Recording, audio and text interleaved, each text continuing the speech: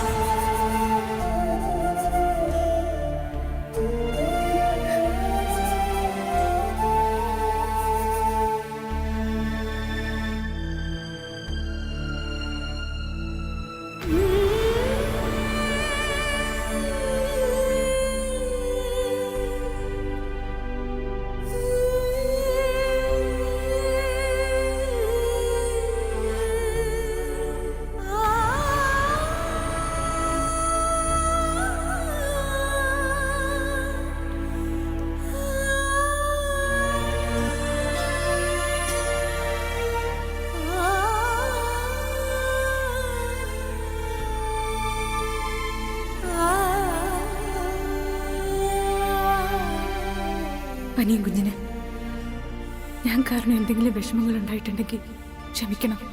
അറിഞ്ഞോ അറിയാതെയോ നിശ്ചയം മുടങ്ങിയതിന് ഞാനും ഒരു കാരണക്കാരിയാണ്. അന്ന് തുടങ്ങിയ പ്രശ്നമാണ്. അതിന് ഒരു പരിഹാരമേ ഉള്ളൂ. നന്ദനമ്മയുടെ അനിയൻ കുഞ്ഞും തമ്മിലുള്ള ഈ നിശ്ചയം നടക്കണം. അതിന് ഞാനൊരു തടസ്സമാണെന്ന് എനിക്കറിയാം. അതുകൊണ്ട് ആരോട് യാത്ര പോലും പറയാതെ ഞാൻ പോകുന്നു. ഈ കത്ത് അനിയൻ കുഞ്ഞിന്റെ കൈ കിട്ടുമ്പോ ഞാനിവിടെ ഉണ്ടാവില്ല. ഇന്ന് ഇവിടെ നന്ദനമ്മയുടെ വരില്ലെന്ന് ഞാൻ കള്ളം പറഞ്ഞതാ. ഇന്ന് അനിയൻ കുഞ്ഞ് ഈ നിശ്ചയത്തിന് സമ്മതം പറഞ്ഞാലേ ഒരു പക്ഷേ എന്നെങ്കിലും ഞാൻ ഇങ്ങോട്ടേക്ക് മടങ്ങി വരൂ. മരിച്ചാണെങ്കിൽ പിന്നെ ഈ കല്യാണി ഈ ഭൂലോകത്ത് ജീവനോടെ കാണില്ല എന്ന് കല്യാണി.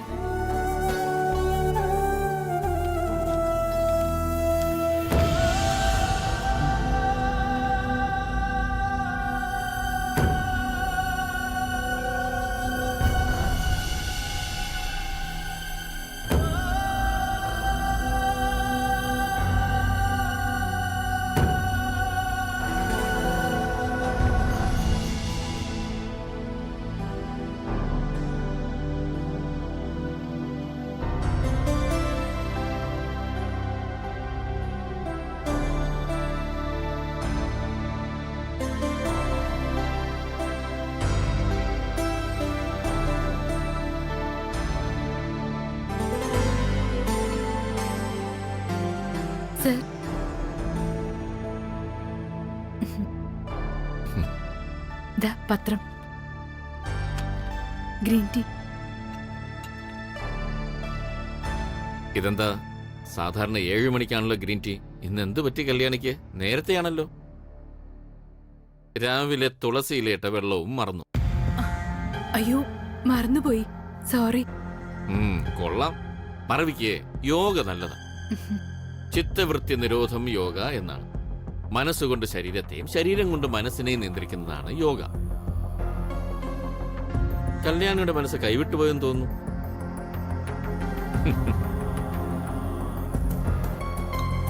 അല്ല, എന്താ നേരത്തെ? ഏതോ യാത്രയ്ക്കുള്ള ഒരുക്കത്തിലാണെന്ന് തോന്നുന്നല്ലോ.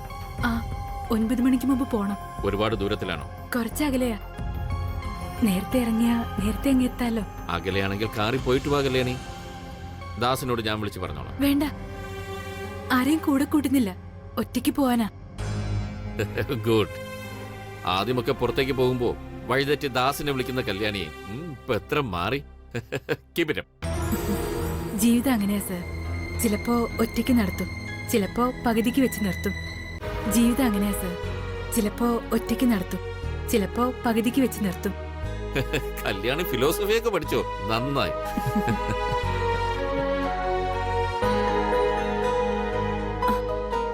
സർ. എന്ത് കല്യാണി? സാറ് ആരോഗ്യം നല്ലപോലെ നോക്കണം. അതിനല്ലേ യോഗ, മെഡിറ്റേഷൻ, ഗ്രീൻ ടീ ഇതൊക്കെ. മാത്രമല്ല നിന്റെ പാചകവും എന്റെ ആരോഗ്യത്തിന്റെ പ്രധാന ഘടകമാണ്. Once again thanks. ഞാൻ പോട്ടെ. അങ്ങനെ പറയരുത്. പോയിട്ട് വരട്ടെ എന്ന് ചോദിക്കണം. പോയിട്ട് വാ.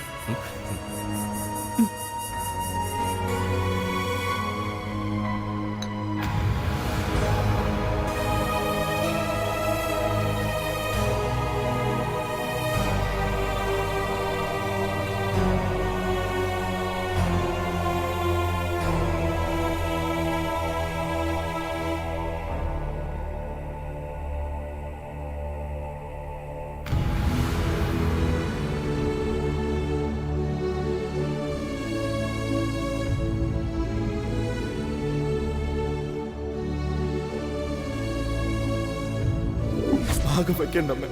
എന്നെ ഒറ്റപ്പെടുത്തല്ലേ. എനിക്ക് എന്റെ കുടുംബം അമ്മ വലുത്. എല്ലാം നീ നാളെ രാവിലെ 9 മണിക്ക് മുൻപ് എടുക്കുന്ന തീരുമാനത്തിനനുസരിച്ചിരിക്കും.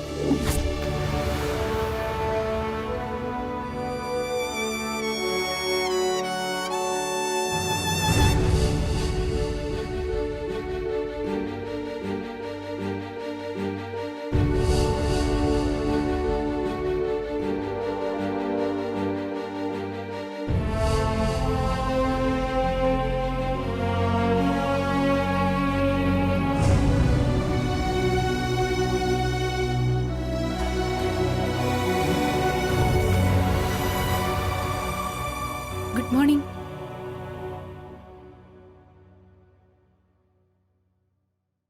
ഇന്ന് 9 മണിക്ക് അനിയും കുഞ്ഞും മാഡവും എന്ത് തീരുമാനിക്കുന്നുള്ള ടെൻഷൻ ഉണ്ടല്ലേ? മുഖത്താ വിഷമം നന്നായിട്ട് അറിയാം. രാത്രി ഉറങ്ങിയിട്ടില്ല കല്യാണി. എന്തോ ആപത്ത് വരാൻ പോകുന്നത് പോലൊരു വീർപ്പുമുട്ടല്. എന്തൊക്കെ ചെയ്തിട്ടും അരവിന്ദിനെയും നന്ദനെ ഒരുമിപ്പിക്കാൻ പറ്റുന്നില്ലല്ലോ എന്നൊരു കുറ്റബോധം ഒരു വശത്ത്. മറുവശത്ത് അമ്മയുടെ ആഗ്രഹം സാധിച്ചു കൊടുക്കാൻ പറ്റാത്ത പരാജിതനായ ഒരു മകന്റെ മുഖമാണ് ഞാൻ കണ്ണാടി നോക്കുമ്പോൾ തെളിയുന്നത്. ജീവിതത്തിൽ ആദ്യമായിട്ട് എങ്ങനെയൊക്കെ തോറ്റുപോകുന്നു എന്നൊരു ഫീലിംഗാ കല്യാണി. വെറും ഫീലിംഗ് അല്ല, തോറ്റുപോയി, അതാണ് സത്യം. ഒരിക്കലും അല്ല. തോൽവി എന്നൊരു വാക്ക് പോലും വലിയ കുഞ്ഞിന്റെ നാവിന്ന് വരാൻ പാടില്ല. എപ്പോഴും വലിയ കുഞ്ഞ് ജയിക്കാനുള്ള ആളാ. കാരണം അനിയും കുഞ്ഞും നന്ദനാമ്മയുടെ തമ്മിലുള്ള കല്യാണം നടക്കുമെന്ന് ഉറപ്പാ. നന്ദനാമ്മയുടെ തൃച്ചംബരത്ത് മരുമകളായിട്ട് വരും, അത് തീർച്ചയായും. നീ ഇപ്പോഴും വിശ്വസിക്കുന്നുണ്ടോ അത്? ഞാൻ പക്ഷേ. എന്ത് പക്ഷേ? വലിയ കുഞ്ഞല്ലേ എന്നെ പഠിപ്പിച്ചത് അവസാന നിമിഷം വരെ പ്രതീക്ഷ കൈവിടരുതെന്ന്. ആ വാക്കുകളാ കല്യാണി ഇവിടെ വരെ എത്തിച്ചത്.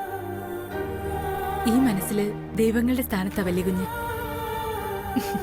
അതെ, ദൈവങ്ങളെ വിഷമിക്കാൻ പാടില്ല. വിഷമിച്ചാ അതിന്റെ ആപത്ത് ഞങ്ങളെ പോലുള്ള ഭക്തന്മാർക്കാ. അതുകൊണ്ട് വലിയ കുഞ്ഞ് ആദ്യം ഈ ചായ കുടിക്കും. നീ സംസാരിക്കാൻ മിടിക്കുകയല്ലോ. എനിക്ക് ഇഷ്ടപ്പെട്ടു നിന്റെ ഈ ഐഡിയ. ഞാൻ ആദ്യമായിട്ട് കേൾക്കുക ദൈവങ്ങളെ വിഷമിപ്പിച്ച ഭക്തർക്ക് ആപത്താണ്. കൊള്ളാം. എന്റെ പൊട്ടത്തരത്തിന് ഇങ്ങനെ കളിയാക്കല്ലേ. എന്നാ പിന്നെ ഞാൻ പോവാ. ഏയ് നിക്ക്. ഇന്നെന്താ പോവാണെന്നൊരു പറച്ചില്? ഇത് പതിവില്ലാത്തതാണല്ലോ. എന്തു പറ്റി? എവിടെയെങ്കിലും യാത്ര പോകാനുണ്ടോ? അത് അടുക്കളയിലേക്ക് പോട്ടെന്നാ ചോദിച്ചത്. ജോലി ഒരുപാടുണ്ടേ.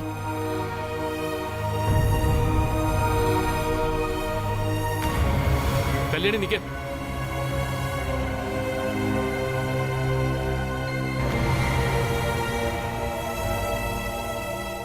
വെപ്രാളം കാണിച്ചിട്ട് എനിക്കായി കൊണ്ടുവന്നത് തരാതെ പോവാണല്ലേ? അയ്യോ, മറന്നു. നാട്ടില് ഒരുപാട് ചെമ്പരത്തി ചെടി ഉണ്ടായിരുന്നു. മരിക്കുന്നതിന് മുമ്പ് എപ്പോഴും അമ്മ പറയുമായിരുന്നു, തൊടിയില് വിരിയണ ചെമ്പരത്തിപ്പൂവ് എപ്പോഴും എന്റെ കയ്യിലെത്തണമെന്ന് മോഹിച്ചാ നിക്കണേന്ന്. ഇവിടെയാണെങ്കി ഞാൻ നട്ട ചെമ്പരത്തിയിലെ പൂവ് വലിയ കുഞ്ഞിന്റെ കയ്യിൽ വരാനാ മോഹിക്കണേന്ന് എനിക്ക് തോന്നണത്.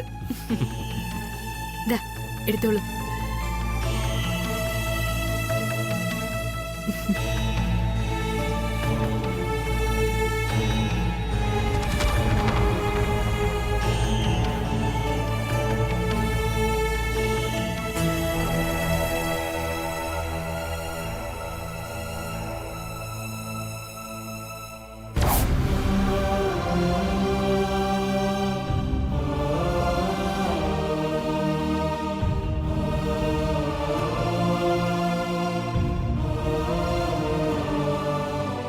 കല്യാണി നിങ്ങളെയൊക്കെ വിട്ട്, ഈ നാടും വിട്ട്, ഈ ലോകത്തിനെ പോവാനിറങ്ങാ വല്യുഞ്ഞ്.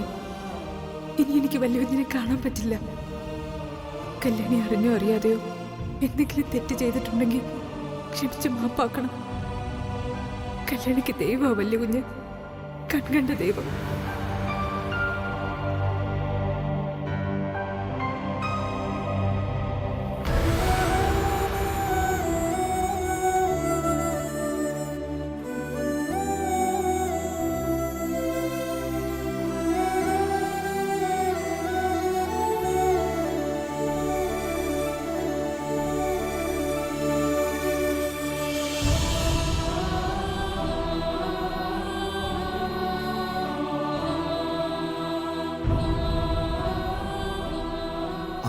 തീരുമാനിച്ചിരിക്കുന്നെന്ന് അറിയാൻ വയ്യല്ലോ ദൈവമേ.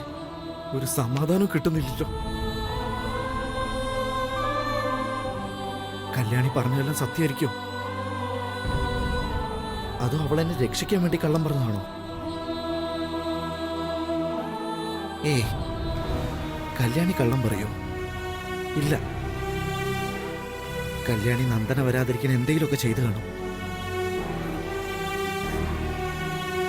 നന്ദന വന്ന പിന്നെ എല്ലാം തീർന്നു. ഭഗവാനെ, ഭ്രാന്ത് പിടിക്കുന്നല്ലോ. അനിയൻ കുഞ്ഞിനോട് ക്ഷമിക്കണം. അപ്പൊ ജീവൻ രക്ഷിക്കാൻ ഞാൻ ആ വഴിയെ കണ്ടുള്ളൂ. നന്ദന മേഡം വരില്ലെന്ന് കല്യാണി വെറുതെ പറഞ്ഞത്. ആദ്യമായിട്ട് കല്യാണി അനിയൻ കുഞ്ഞിനോട് കള്ളം പറഞ്ഞു. മാപ്പ്. അനിയൻ കുഞ്ഞ് പാവാണെന്ന് എനിക്കറിയാം. നല്ലതേ വരൂ. കല്യാണിയുടെ പ്രാർത്ഥനകൾ എന്നും കൂടെ ഉണ്ടാവും.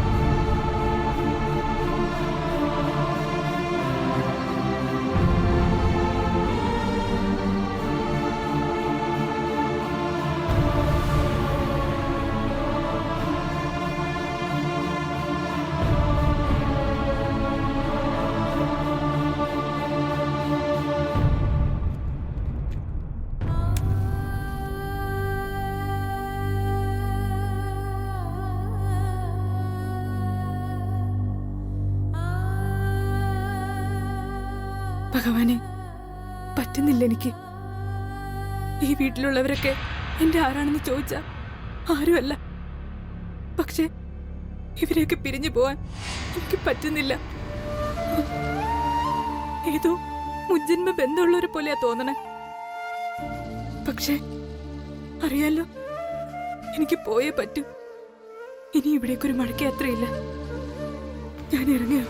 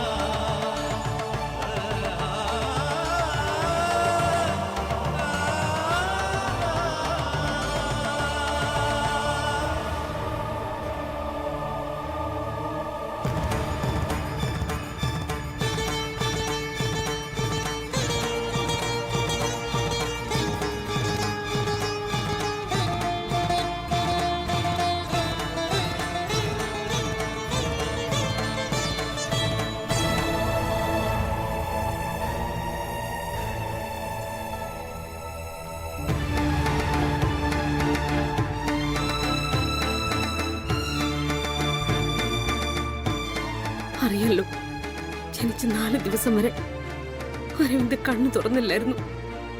അന്ന് ഞാൻ മനസ്സുരുകി എന്നെ വിളിച്ച് കരഞ്ഞപ്പോഴാ എന്റെ കുഞ്ഞ് കണ്ണു തുറന്ന് എന്നെ ഒന്ന് നോക്കിയത്. ഇപ്പൊ അവൻ വളർന്നു വലിയവനായപ്പോ അവന് ശരിയും തെറ്റും ഒന്നും കണ്ടറിയാൻ പറ്റാതായി. അവൻ മാറണം. ഈ നിശ്ചയത്തിന് സമ്മതമാണെന്ന് എന്റെ മോൻ പറയണം.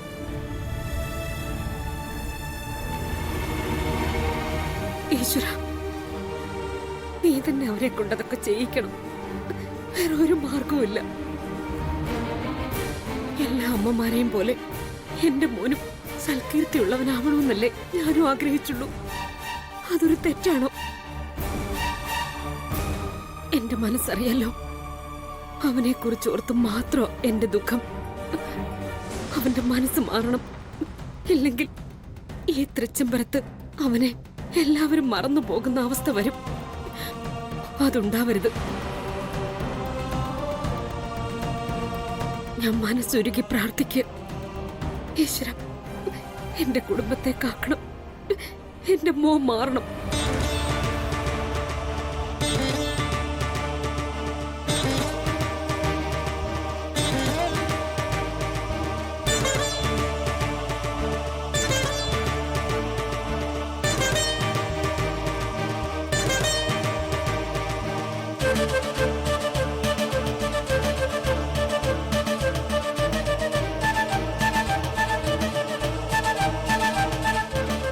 മാഡം, എപ്പോഴൊക്കെയോ അമ്മയെന്ന് വിളിക്കാൻ കൊതിച്ചിട്ടുണ്ട്. അപ്പോഴൊക്കെ ഭയമായിരുന്നു.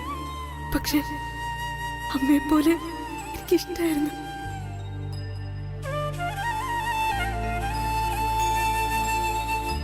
ആ തള്ളത്ത് നിൽക്കുമ്പോ ആരോ ഒരു കരുതലുണ്ടായിരുന്നു എന്നൊരു തോന്നലുണ്ടായിരുന്നു എനിക്ക്. ഞാൻ പറഞ്ഞ വാക്ക് പാലിച്ചു. ഇന്ന് 9 മണിക്ക് നന്ദനമ്മയുടെ എത്തും. നിശ്ചയത്തിന് സമ്മതമാണെന്ന് പറയും. അത് പോരെ? അതല്ലേ എന്നെ ഏൽപ്പിച്ചത്?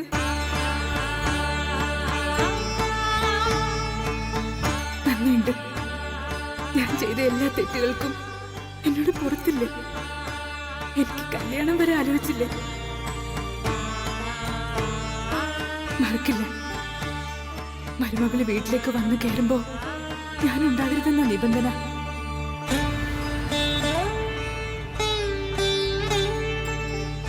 ഇനിയൊരു മടക്കയാത്രയില്ല. പോവാ ഞാൻ.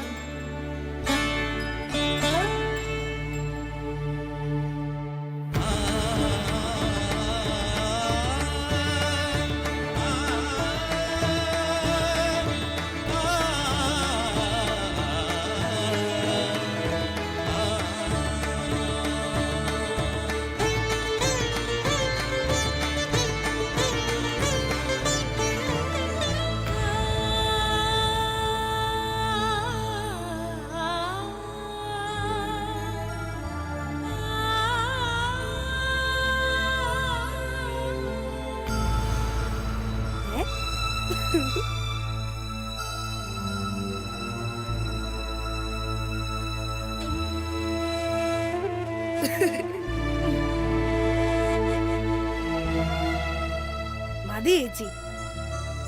ഗൗരി പറഞ്ഞത് ഇപ്പോഴേ തടി കൂടുതലാന്നാ. ഇങ്ങനെ തന്നോണ്ടിരുന്ന ഞാൻ അങ്ങ് തിന്നും. ചേച്ചി എന്തിനാ കരയണേ? ചേച്ചി എന്തിനാ കരയണേ? ഞാൻ കരയാനോ? നല്ല കാര്യായി പോയി. ഞാൻ ആള് ചെമ്പരത്തിയെ പോലെയാടാ. എപ്പോഴും ഇങ്ങനെ ചിരിച്ചേ നിൽക്കൂ. ഓ, നോ കരച്ച്. മനസ്സിലായോ? ഉം. സമയായില്ലേ? നീ പോയി യൂണിഫോം എടുത്തിട്ട്. ബസ് വരാറായി. ഓ എന്റെ ചെമ്പരത്തി ചേച്ചി, ഇന്ന് ബുധനാഴ്ചയല്ലേ? യൂണിഫോം ഇടണ്ട. അത് ശരിയാണല്ലോ. ആഴ്ചയും മാസമൊക്കെ മറന്നു തുടങ്ങി. അതെ, നീ പോയ ടൈം ടേബിൾ നോക്കി പുസ്തകങ്ങളൊക്കെ അടുക്കി വെക്കാൻ നോക്ക്. ഞാനോ? എന്നും ചേച്ചിയല്ലേ ഇതൊക്കെ ചെയ്യുന്നത്? ഇന്നെന്താ പ്രത്യേകത? പ്രത്യേകതയുണ്ട്. നീ ഇങ്ങോട്ട് വന്നേ.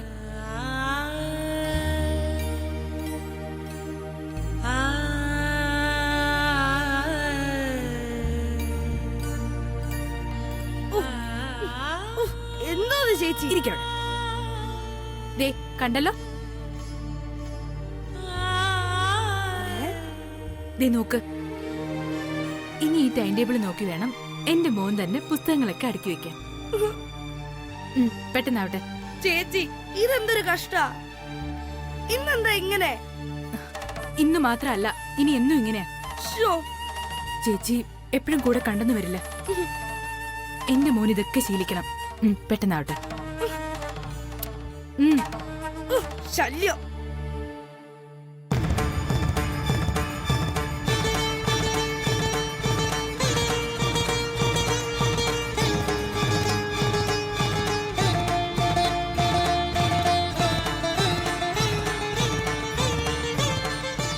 ചേച്ചി പോകുന്നു മോനെ. നീ എനിക്ക് അനിയനല്ല, എന്നും എന്റെ മോനായിരുന്നു. മോൻ, നീ നന്നായിട്ട് പഠിക്കണം. നമ്മുടെ അച്ഛനെ പൊന്നു പോലെ നോക്കാൻ നിനക്ക് കഴിയും. ഈ കല്യാണിക്ക് അതിനുള്ള ഭാഗ്യമില്ലാതെ പോയി.